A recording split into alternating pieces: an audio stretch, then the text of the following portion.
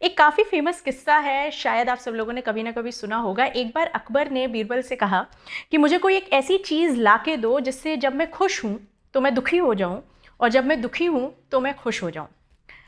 बोला, अरे ऐसी चीज़ को लाने में मेहनत करने की क्या ज़रूरत है, अभी दे देता हूँ। उसने एक कागज़ की पर्ची निकाली और उस पर कुछ लिखा और अकबर को दे दिया।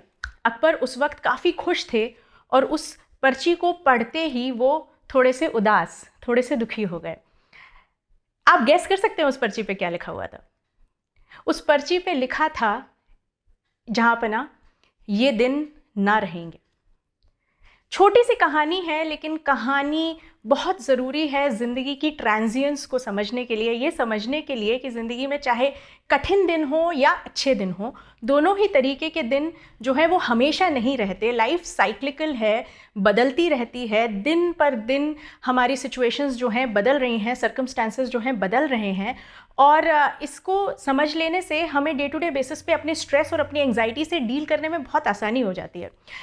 पिछली मार्च में जब लॉकडाउन हुआ था और जब बहुत ज़्यादा स्ट्रेस और एंग्जाइटी हो रही थी, क्योंकि हम सब घरों में कैद हो गए थे, काम बंद हो गए थे और समझ में नहीं आ रहा था कि आगे क्या होने वाला है, फ्यूचर बहुत अनसर्टेन हो गया था। उस वक्त इस स्ट्रैटेजी ने मुझे बहुत हेल्प करी। इस स्ट्रैटेजी ने, जिसमें मैं खुद को ये याद दिलाती थी कि कल बेहतर होगा, मुझे सिर्फ आज पे फोकस करना है।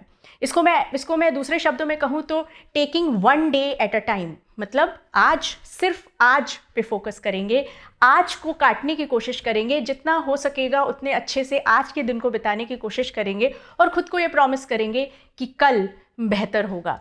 कल के बेहतर होने की ये प्रॉमिस, कल के बेहतर होने का ये भरोसा, ये फेथ एक कोपिंग स्ट्रैटेजी की तरह काम करता है, जो हमें आज के स्ट्रेस से या आज की एंग्जाइटी से बेहतर तरीके से डील करने में हेल्प करता है, डील करने में मदद करता है। क्योंकि जब हम बहुत आगे का सोच रहे होते हैं, जब फ्यूचर अनसर्टेन होता है और हम जानना चाहते हैं कि अगले साल, अगले महीने, अगले हफ्ते क्या होने वाला है और हमें पता नहीं है, तो हम बहुत ज़्यादा ओवरवेल्म हो जाते हैं और उस सिचुएशन में हमारा दिमाग जो है, हमारे सेंसेस जो है वो स्क्रैम्बल हो जाते हैं और हमारा स्ट्रेस जो है हम पे बहुत हद तक हावी हो जाता है।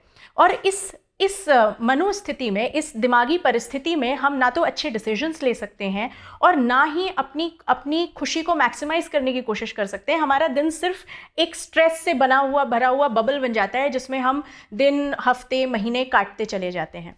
इस बबल को ब्रेक करने का बहुत अच्छा तरीका होता है कि आप आगे की सारी बातों को भूल जाएं, इस बात को भूल जाएं कि परसों क्या होगा, हफ्ते भर बाद क्या होगा, और सिर्फ आज पे फोकस करें।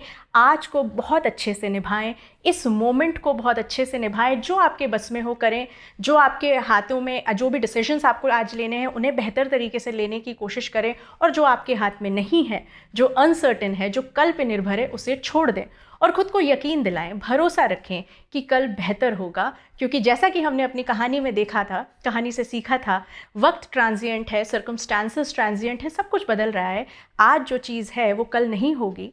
और ये बात आपके स्ट्रेस और एंग्जाइटी और आपकी मेंटल स्टेट के लिए भी लागू होती है। अगर आज आपकी मेंटल स्टेट खराब है, हो सकता है कल बेहतर हो जाए, हो सकता है परसों बेहतर हो जाए। हमें खुद को लेट गो करने की परमिशन देनी पड़ेगी। हमें खुद को ये याद दिलाना पड़ेगा कि ज़िंदगी बहुत लंबी है और हर परेशानी और हर सिचुएशन को हमें आज इसी वक्त सॉल्व करने की ज़रूरत नहीं है।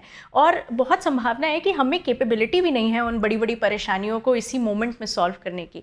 हमारी एंग्जाइटी और हमारा स्ट्रेस तब हम पे हावी हो जाता है जब हमें लगने लगता है कि हमें सब कुछ आज इसी वक्त जो है सॉल्व कर देना है, आज ही सारे डिसीजंस ले लेने हैं, आज ही सारे सोल्यूशंस निकाल देने हैं। ऐसा ना करें।